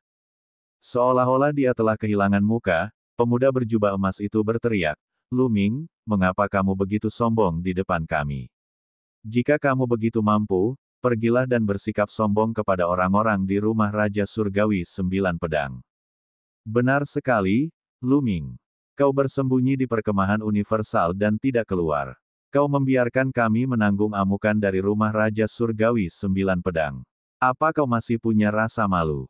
Pemuda lain dengan sisik di antara alisnya juga berteriak. Dengan satu pandangan, orang bisa tahu bahwa dia adalah anggota klan Qin. Rumah Raja Surgawi 9 Pedang. Luming tercengang. Apa hubungannya ini dengan rumah Raja Surgawi 9 Bilah? Kakak Wo, apa kabar? Luming menatap dua pemuda lainnya di sampingnya. Kedua pemuda ini adalah Wu Ming dan Wu Yue. Kakak Lu, beginilah adanya. Wu Ming dan Wu Yue berjalan mendekat dan menjelaskan kepada Luming. Ternyata beberapa waktu yang lalu, 9 pedang Raja Surgawi dari kediaman Raja Surgawi 9 pedang pernah membawa sekumpulan orang jenius ke kediaman Raja Surgawi 9 Absolut, katanya untuk memperlancar komunikasi antar orang jenius generasi muda. Para teladan dari Nine Blades Heavenly King Mansion telah menantang orang-orang dimanapun begitu mereka tiba di Nine Absolute Heavenly King Mansion. Baru-baru ini, banyak para teladan dari Starry Sky Camp telah ditantang. Untuk sementara waktu, dapat dikatakan bahwa pertempuran besar sedang berlangsung. Meskipun ada yang menang dan kalah di kedua belah pihak, orang-orang di Nine Blades Heavenly King Mansion pada dasarnya mengolah jalan pedang, jadi kekuatan serangan mereka sangat menakjubkan. Oleh karena itu, secara umum, Nine Blades Heavenly King Mansion lebih unggul. Terlebih lagi, beberapa pemuda di kediaman Raja Surgawi 9 pedang telah menantang Lu Ming dengan nama dan ingin dia keluar dan menghadapi kematian. Namun, selama kurun waktu ini, Lu Ming terlalu fokus pada kultivasinya dan sama sekali tidak menyadari apa yang terjadi di dunia luar.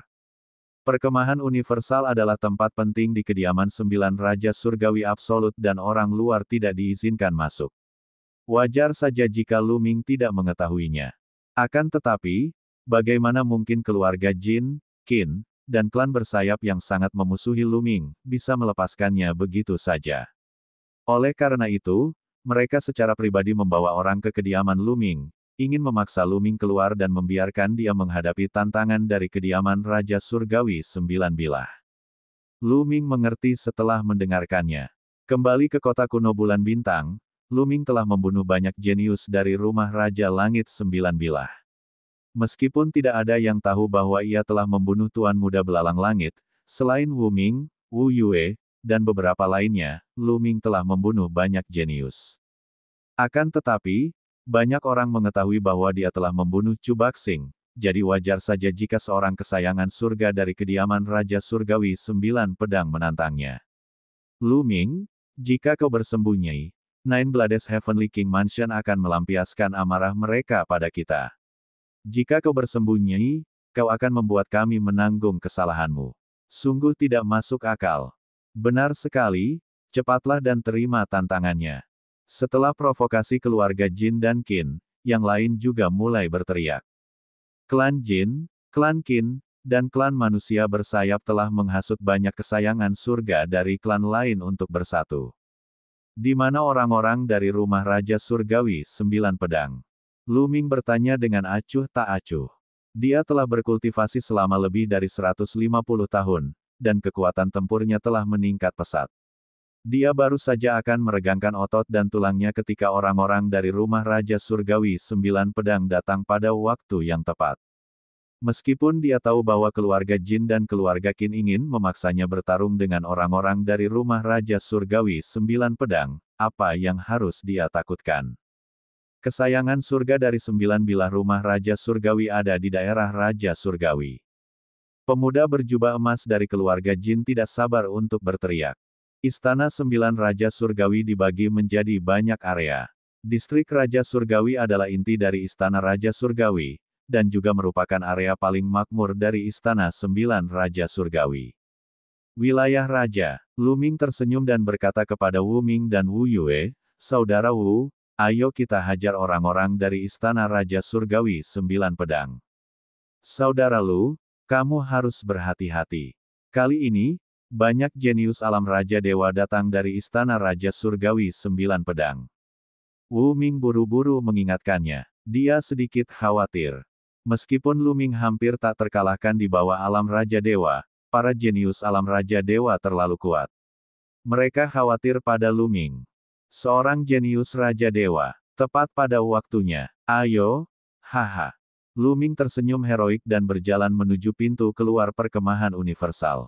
Ayo pergi dan lihat, kekuatan Lu Ming sungguh luar biasa. Dia bahkan membunuh Jin Yuan. Aku ingin tahu bagaimana dia akan menghadapi orang-orang dari kediaman Raja Surgawi 9 pedang.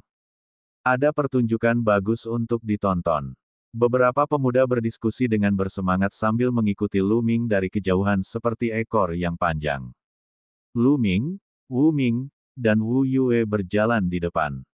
Setelah mereka meninggalkan perkemahan universal, mereka berubah menjadi beberapa garis cahaya dan terus menuju ke zona Raja Surgawi. Tidak lama kemudian, mereka tiba di distrik Raja Surgawi. Dari kejauhan terlihat bangunan-bangunan megah yang tak terhitung jumlahnya dibangun di atas tanah. Sekilas, luasnya tak terbatas, tak terlihat ujungnya. Ini adalah kota yang sangat besar, tetapi tidak memiliki tembok kota. Beberapa bangunan ini dibangun di atas tanah, sementara yang lain melayang di udara. Dari kejauhan, orang bisa melihat makhluk hidup dari berbagai ras terbang di sekitarnya. Pemandangannya ramai dan ramai. Di mana orang-orang dari rumah Raja Surgawi 9 Pedang. Lu Ming berbalik dan bertanya kepada pemuda dari keluarga Jin dan Qin. Sisi barat area pertempuran. Pemuda berjubah emas dari keluarga Jin berkata dengan tergesa-gesa. Dia tidak sabar menunggu Lu Ming datang lebih awal. Sisi barat area pertempuran. Lu Ming bingung. Ini adalah pertama kalinya dia berada di zona Raja Surgawi, jadi dia tidak tahu apapun tentang situasi di sini. Zona pertempuran adalah tempat orang-orang bertarung di zona Raja Surgawi. Lu Ming, ikutlah dengan kami. Wu Ming berkata, lalu terbang ke depan. Mereka terbang melewati gedung-gedung yang tak terhitung jumlahnya dan segera tiba di sebuah ruang terbuka. Ada banyak arena pertarungan yang dibangun di tanah terbuka ini. Pada saat ini, dua pemuda sedang bertarung dengan sengit di arena pertarungan di tengah. Arena pertarungan dikelilingi oleh orang-orang. Mereka terbang di atasnya. Di arena pertarungan, kedua pemuda itu sama-sama merupakan setengah langkah Raja Dewa. Salah satu dari mereka menggunakan pedang, dan jelas bahwa dia adalah seorang jenius dari rumah Raja Surgawi 9 bilah. Yang satunya menggunakan pedang panjang. Keduanya saling bertukar puluhan jurus, tetapi tidak ada yang bisa menentukan pemenangnya. Pada akhirnya, mereka berdua meninggalkan arena pertarungan. Asyik, setelah kedua pemuda itu meninggalkan arena pertarungan, cahaya tombak menyala dan seorang pemuda berbaju tempur mendarat di arena pertarungan. Auranya sangat kuat, dan cahaya tombak melesat dari tubuhnya. Dan EBSP, bayangan tombak besar muncul di antara langit dan bumi, mengguncang udara dan memancarkan aura kuno dan terpencil. Raja Dewa setengah langkah, faktor kekuatan dewa asal. Seseorang berkata dengan suara serius. Dia adalah seorang jenius tak tertandingi dari klan Dewa Perang kediaman Raja Surgawi 9 Pedang. Namanya adalah Chu Batian. Dia adalah Raja Dewa setengah langkah dan telah membangkitkan faktor kekuatan dewa asal. Dia sangat kuat. Dialah yang telah menantang Lu Ming. Beberapa orang berdiskusi dengan lembut. Lu Ming tentu saja mendengar ini. Kaisar Naga Abadi Chapter 3120 Bahasa Indonesia. Bab 3120, Bab 3120 Serangan Dewa Perang. Mata Chu Batian seperti kilat saat dia mengamati sekelilingnya. Suaranya bisa terdengar dari jauh, bagaimana dengan Lu Ming? Apakah dia masih pengecut? Katakan padanya untuk keluar dan hadapi kematiannya. Bukankah sudah kubilang, Lu Ming sedang berkultivasi di Kam Universal? Seseorang menjawab, kalian semua pengecut. Baiklah, jika dia tidak keluar, aku akan menantang kalian. Siapa yang ingin bertarung? Petik 2. Chu Basing meraung dengan sikap sombong. Banyak orang dari 9 istana Raja Surgawi yang absolut memiliki ekspresi yang buruk. Untuk sesaat, tidak ada seorang pun yang melangkah maju. Sebagai keturunan klan Dewa Perang, kekuatan tempur Chu Batian sangat kuat. Beberapa waktu lalu, ada seorang kesayangan surga dengan level yang sama di rumah besar 9 Raja Surgawi mutlak.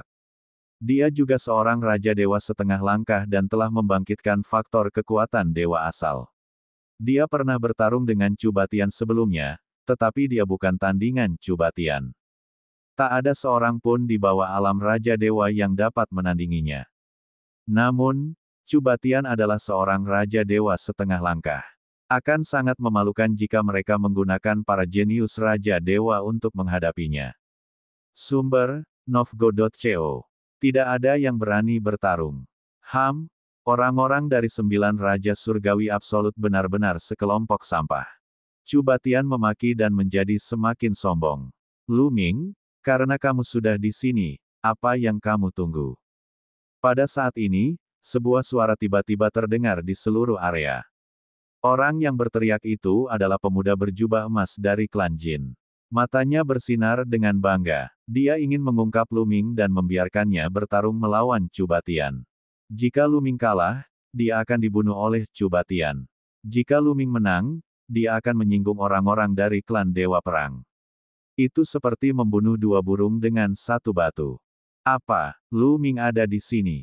Di mana itu? Seketika terjadi keributan di kerumunan. Di sana, akhirnya, seseorang yang melihat Lu Ming menunjuk ke arahnya.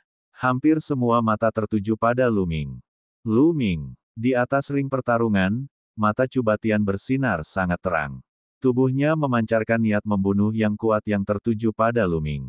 Tatapan mata Lu Ming juga beralih ke Chu Batian. Namun, tatapan mata Lu Ming sangat tenang, bahkan ada sedikit rasa jijik. Dengan kekuatannya saat ini, Chu Batian tidak ada apa-apanya di matanya. Kamu Lu Ming, beraninya kamu membunuh orang-orang klan Dewa Perangku, turunlah ke sini dan terima kematianmu. Chu Batian berteriak, suaranya bergemuruh. Kamu bukan lawanku. Lu Ming berkata dengan acuh tak acuh. Perkataannya mengejutkan banyak orang. Perkataan Lu Ming terlalu arogan. Pihak lain adalah anak ajaib yang tak tertandingi dari klan Dewa Perang, sosok yang tak terkalahkan di bawah alam Raja Dewa. Namun, Lu Ming sama sekali tidak menganggapnya serius. Sombong sekali. Kalau kau punya kekuatan, turunlah dan lawan aku, jangan hanya dengan mulutmu. Kata Chu Batian dingin. Dia telah mendengar bahwa Chu Baxing telah mati di tangan Lu Ming di kota kuno Bintang Bulan. Namun, dia tidak percaya bahwa Chu Baxing dibunuh oleh Lu Ming di siang bolong. Dia sangat jelas tentang kemampuan Chu Baxing. Mereka berada pada level yang sama. Bisakah Lu Ming melewati beberapa level kultivasi dan membunuh Chu Baxing? Itu tidak mungkin. Dia merasa bahwa Chu Baxing pasti berada di bawah semacam batasan di kota kuno Bintang Bulan, itulah sebabnya dia dibunuh oleh Lu Ming. Karena kamu ingin dipukuli, aku akan menuruti keinginanmu. Lu Ming berkata dengan acuh tak acuh. Dia melangkah maju dan mendarat di arena pertarungan, menghadap Chu Batian. Mata semua orang tertuju pada mereka berdua. Menurut kalian siapa yang lebih kuat, Lu Ming atau Chu Batian? Beberapa orang mulai berdiskusi. Saya rasa itu adalah Chu Batian, kesayangan surga dari klan Dewa Perang. Kekuatan tempurnya tak tertandingi dan dia hampir tak terkalahkan di bawah alam Raja Dewa. Seseorang mendesah. Jangan lupa bahwa Lu Ming membunuh Jin Yuan. Benar sekali. Lu Ming juga monster. Sepertinya kita baru akan tahu siapa pemenangnya setelah pertarungan. Pembicaraan orang banyak juga sampai ke telinga Chu Batian, yang membuat matanya menyipit. Lu Ming telah membunuh Jin Yuan. Mungkinkah Lu Ming benar-benar sekuat itu? Ledakan. Aura yang kuat meledak dari tubuh Chu Batian. Dia tidak berani ceroboh saat mendengar pembicaraan orang banyak. Dia mengerahkan seluruh kekuatannya. Aura tebal dan kuno memenuhi udara. Suara mendesing. Kemudian, tombak panjang muncul di tangannya. Tombak panjang itu bergetar dan seberkas cahaya tombak menusuk ke arah tenggorokan Lu Ming. Lu Ming tidak mengeluarkan tombak panjang, tetapi malah memadatkan tombak panjang dengan kekuatan dewa dan menusukkannya ke Chu Batian. Ledakan. Kedua tombak itu bertabrakan dengan ledakan dahsyat, seperti dua meteor. Setelah itu, kekuatan dahsyat menyerbu ke arah Chu Batian. Tubuh Chu Baxing bergetar dan dia terpaksa mundur. Kekuatan tombak penguasa. Lu Ming bergumam. Tanpa diragukan lagi, kekuatan Sen yang dikembangkan Chu Batian juga merupakan kekuatan tombak overload dari teknik tombak overload. Hanya itu saja yang kamu punya. Lu Ming berkata dengan acuh tak acuh, suaranya dipenuhi dengan penghinaan. Menjijikkan. Hati Chu Batian bergetar, lalu dia menjadi marah. Serangan Dewa Perang. Ayo, teriak Chu Batian saat kekuatan sucinya meletus. Kemudian, raksasa yang sangat besar muncul di langit. Raksasa itu mengenakan baju besi dan memegang tombak panjang. Semangat juangnya membumbung tinggi saat ia menusuk Lu Ming. Serangan Dewa Perang. Mata Lu Ming berbinar. Kemudian, tubuh Lu Ming bergerak dan dia menyerang ke depan, bertabrakan dengan serangan Dewa Perang. Ledakan. Kali ini ledakannya bahkan lebih hebat. Tubuh Lu Ming melayang mundur, dan Dewa Perang, yang besar juga mundur. Tentu saja, bukan berarti Lu Ming tidak bisa menahan Dewa Perang ini. Lu Ming sengaja mundur. Selama kurun waktu ini, dia juga mulai memahami keterampilan suci klan Dewa Perang, serangan Dewa Perang. Kebetulan saja Lu Ming sedang bertarung dengan pihak lain. Dia dapat memanfaatkan kesempatan itu untuk memahami serangan Klomaros milik pihak lain. Ini juga bermanfaat bagi kultivasinya. Oleh karena itu, Lu Ming sengaja mundur agar pihak lain dapat sepenuhnya menampilkan kedalaman serangan Klomaros. Seperti yang diharapkan, Chu Batian berteriak lagi ketika dia melihat bahwa dia tidak bisa mengalahkan Lu Ming dengan satu gerakan. Dia terus menggunakan serangan Klomaros pada Lu Ming. Dewa Perang Raksasa memegang tombak panjang di tangannya, dan langit dipenuhi bayangan tombak. Kekuatannya luar biasa. Hancurkan langit. Lu Ming menggoyangkan tombak panjangnya dan cahaya tombak beterbangan seperti meteor. Ledakan, ledakan, ledakan. Getaran yang mengerikan terus menyebar. Lu Ming mencoba memahami seni Ares saat dia bertarung dengan pihak lain. Dalam pertarungan besar, pemahaman seseorang terhadap teknik Sen adalah yang tercepat. Pemahaman Lu Ming tentang seni Ares meningkat pesat. Sedangkan bagi Chu Batian, semakin dia bertarung, semakin gelisah dia jadinya. Dia telah mengerahkan kemampuannya secara maksimal, tetapi dia masih belum dapat mengalahkan Lu Ming. Adapun Lu Ming, dia hanya Dewa Langit tingkat 7. Dia akhirnya tahu betapa mengerikannya kekuatan tempur Lu Ming. Mungkin saja dia bisa membunuh Chu Baxing dengan kekuatan tempurnya sendiri. Chu Batian mulai berpikir untuk mundur. Sudah hampir waktunya. Lu Ming bergumam. Kemudian, momentum tombaknya berubah. Kekuatan surgawi yang menyilaukan membubung ke langit dan Dewa Perang yang besar muncul di langit. Dewa Perang ini hampir sama persis dengan yang diringkas Chu Batian. Serangan Klomaros. Dalam pertempuran tadi, Lu Ming akhirnya memahami dasar-dasar serangan Klomaros. Dia mampu memadatkan Klomaros besar dan melancarkan serangan. Serangan Dewa Perang, bagaimana mungkin kau bisa menggunakan serangan Dewa Perang? Chu Batian meraung tak percaya.